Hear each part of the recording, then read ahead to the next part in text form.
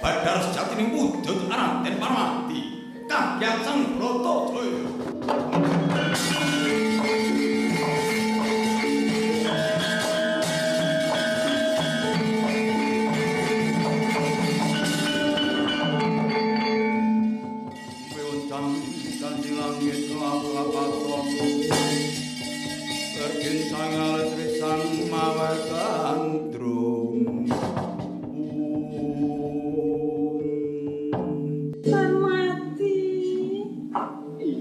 Kang, kenapa kudu nganggo cara kaya mangkono?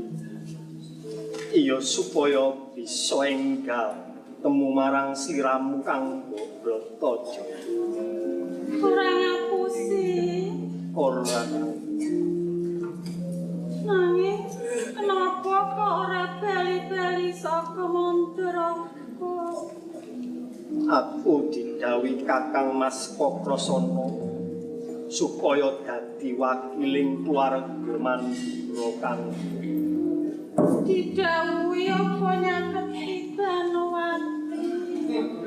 Gusti ku cemburu. Nggih Gusti, cemburu nggih. Ora kok Kang tenan. Tenan Kang.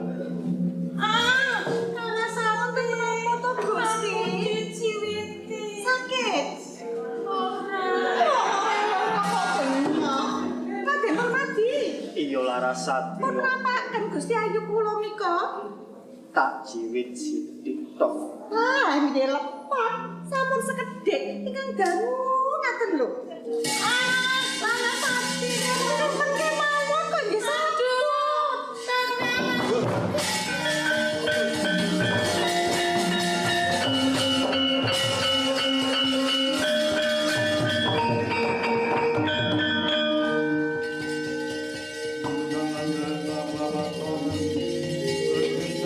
Bratadaya. Kakang opo? Ana apa kowe sambat-sambat? Kakang, ana maling aku dibondo terus ciwiti. Lah kok ora brotak, Larasati kok kowe meneng wae. Lah wong palingipun bagus nika. Wah, bagus. Nika lho, kula dipun bondo nika mboten saged napa-napa lho. Iki lho Kakang dibondo. Bagus si malinge. Nanging sapa wae sing jamah kadange Kakrasana. Tak patani yoga kalupana.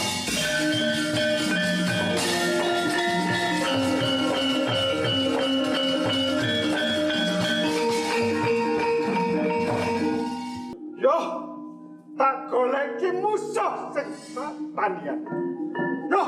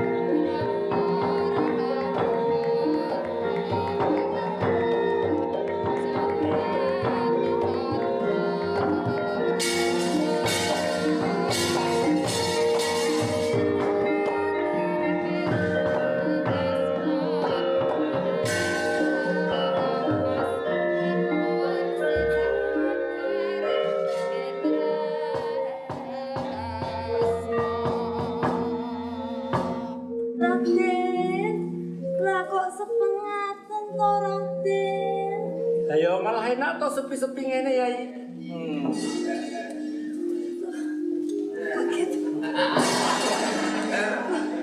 Kula ajre Raden. Lho wedi karo sapa to Yai? Wonten dulu. Wis ora apa-apa aku diizinkan kok malam ini. Ijine kangge dalu menika kemawon Raden. Ya aja keterusan Yai. Raden, mantenipun pundi Raden? Kowe nek tak kandhani to ora susah ketemu manten. Sesuk Yai kan dadi patah bakal ketemu mantene ya. Nggih. Ora perlu saiki. Namun sampun dumugi ning mriki Raden. Dumugi iki apa to Yayi? Ketara kaya wong cepu kowe iki ngomong. Janji paduka badhe nepangaken kaliyan mantenipun to. Ya, iya dina wae. Kowe ora usah ketemu mantene Yayi. Mantene kowe lek ketemu mantene kowe engko malah wedi lho. Ajri kene menapa Raden? Mantene iku dedeke mau kakong ngono lho ya. Nggih. Dedeke mau sak dengkul, lho sak dengkul. Wetenge sak gentong, gentong gede. Saken Raden. Sirahe sak kacang ijo, Sirahe sakit cilik mendik, cilik. terus apa maneh ya? Mripate sak kenong. Iya, mripate sak kenong ya. Lho yo se. Lho, sirahe sak kacang ijo.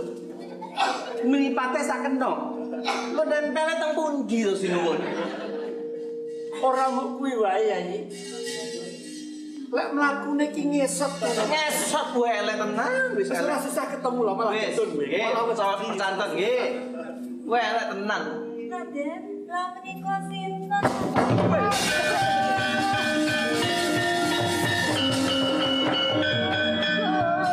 Ada maksudku ngesot. rawuh kok gak SMS dulu Kang Mas. Aduh, wetengku sak gentong. Lho, kula mboten ngiring-ngiring lho. Kamu makro lho. Aduh, sirahku sak kacang ijo. Oh, sinten. Bener jarene Udawa tak templeno nang ndi mripatku sing sak gentong. Nang kene iki jarene ya. Waduh, piye aku iki Mripate sak kacang ijo. Aduh, Sopo mau? piye to ya awakku iki kok dadi kene. Wah, Sakno. kesok Lho iki sinuwun niki kakian Viagra lho. Lho ngene. Viagra. Lho, sanes side effect-ipun boten nenten. Jaminan mutu kok kersono. Oh, boten priyogi Viagra to. Iku dudu Viagra iku. Menapa? Sabu-sabu. Oh, sabu. Saking nyabune menika dadan babu saiki. Kang Mas, Ya, rawuh kok ora kirim SMS. Lek Kang Mas kirim SMS dhisik kan aku ora ngrasani Kang Mas. ya, kok ngrasani kakangmu dhewe kenapa? Aduh, wetengku. Wonten napa? Wetengku sak gendong. Oh, iki. Aduh. Kula boten ngiri-ngiri. Piye carane mlaku aku jarene mlaku ngesot. Aduh, suster ngesot. Wis ora sah. Nulungi Yayi. Iki sapa wong ayu iki? Menika pun Jembawati putranipun Bapak Sumarlin kang mirsani wonten mriku. Badhe kangge patahipun Kang Mas. Aku iki jano ngene wae. Aku iki ora mbok tulung. Monggo Kang Mas. Aku ora iso ngadeg nek kowe sing nulungi. Aku njaluk dhewe sing nulungi aku. Lho iso ngadeg. Iya, Napanipun ya Kang? wonge. Masa bregose. Lho, niku Kang Mas. Apa? Mau kan kula ngasih tahu. Kasih tahu maksudnya. Itu pakai Viagra. Lo mak nyus lo. Ya kira kurang ngedekno liyane. Oh, sanes to. Nggih, monggo. Monggo Kang Mas. Nyuwun Ya pangapunten. wis. Tulungan aku yo.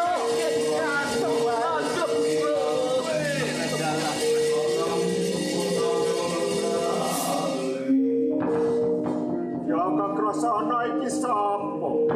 Nggih menika pun Jembawati putranipun Begawan Jembawan. Jembawan. Betul.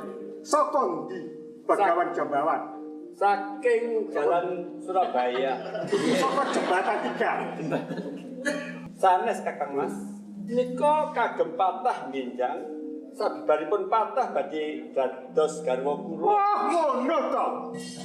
Dadi kowe iku dudu golek patah saja ning golek bojo. Nggih makaten Kang. Lah kok mung siji? Boten pikantuk kalian PP sedoso Kang Mas. Lho, patah iku lho dudu bojone. Kok mung siji? Mangke wonten malih pun Broto Nggih. Wonten malih, Wonten malih ya? Nggih, tunggal malih wonten. wis nang ngono. Raden, Iya. ngapunten sembah bekti Raden. Ya tak tampa sembah bektimu. Nah ya Rono. Nang kene iki ana maling. Maling sekti banget. Aku ora iso ngrantasi. Maling iki sesumbar. Kok Krasana sing arep ngadepi aku.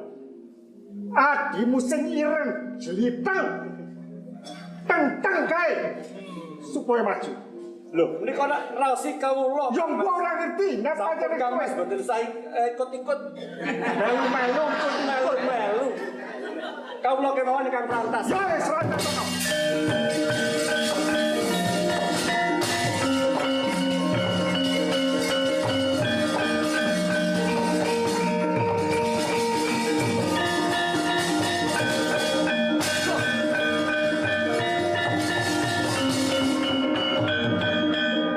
Jebule si Paidi.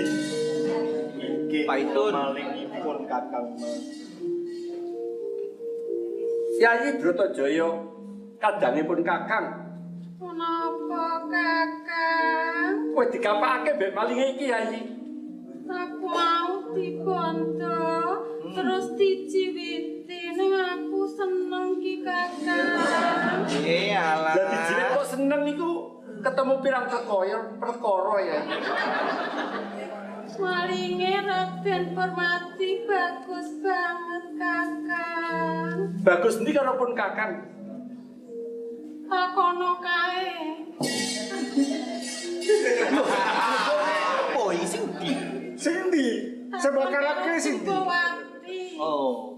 Iki. Yayi Permadi, Kula Kakang Mas. kok ana kene ana apa iki? Inggih awit raos sumelang manah kula sampun titiwancinipun Kakang Mas Kokrasana dereng pundi. Pramila Kakang Pukulun Kumajaya paring sarana murid enggal ngarak manten Kakang Mas. Yang pakai sapa yai? Pataipun nggih Yayi Jembawati kalian pun Bratajaya. Oh, iya.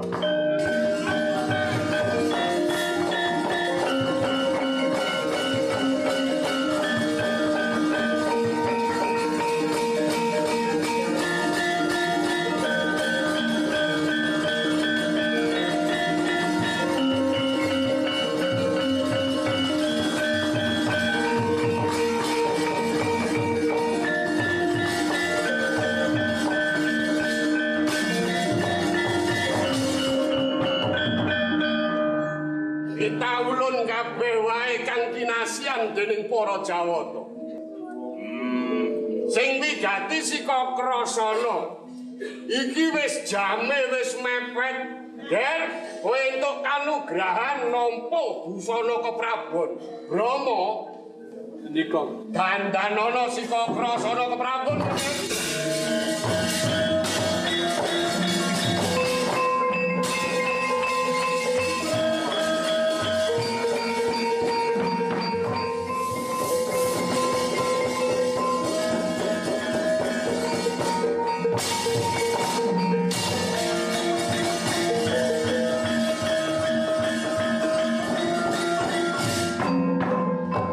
Rama, tak kira nek yuyu kangkang kowe mau nger. Lah kae malah Sinaraya.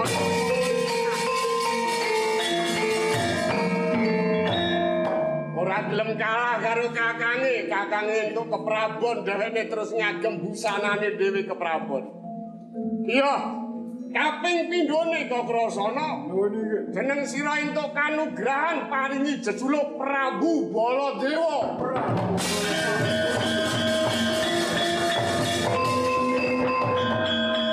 Sira lu ayo diarak mantene.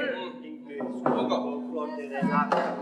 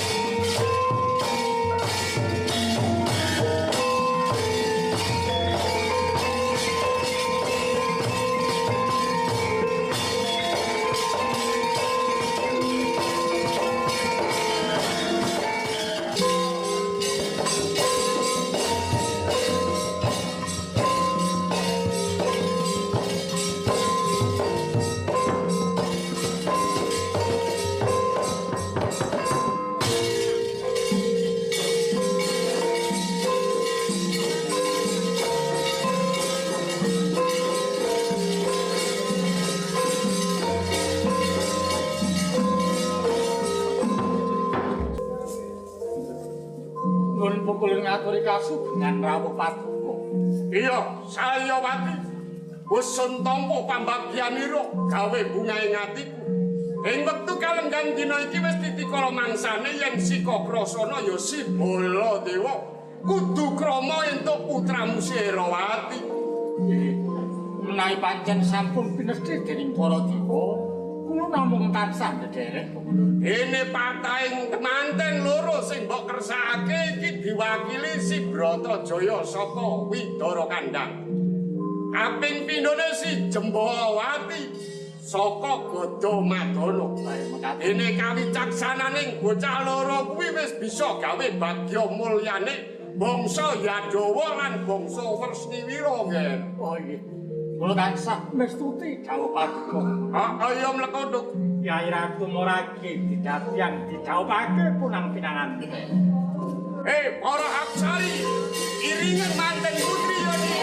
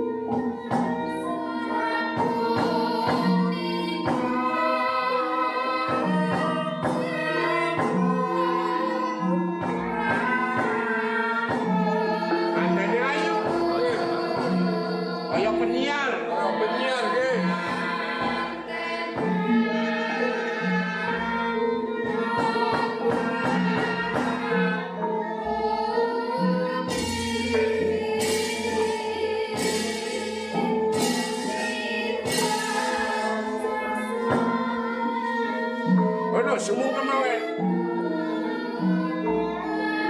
Wis ana ngono lho.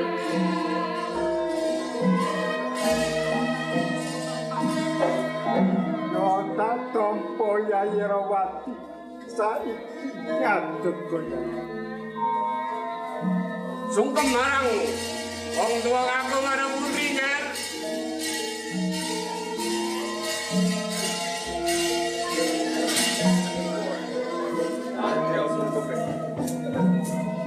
Iya. Ndak tampa anake aja okeh-okeh. Kono-kono ngapunten pun anak.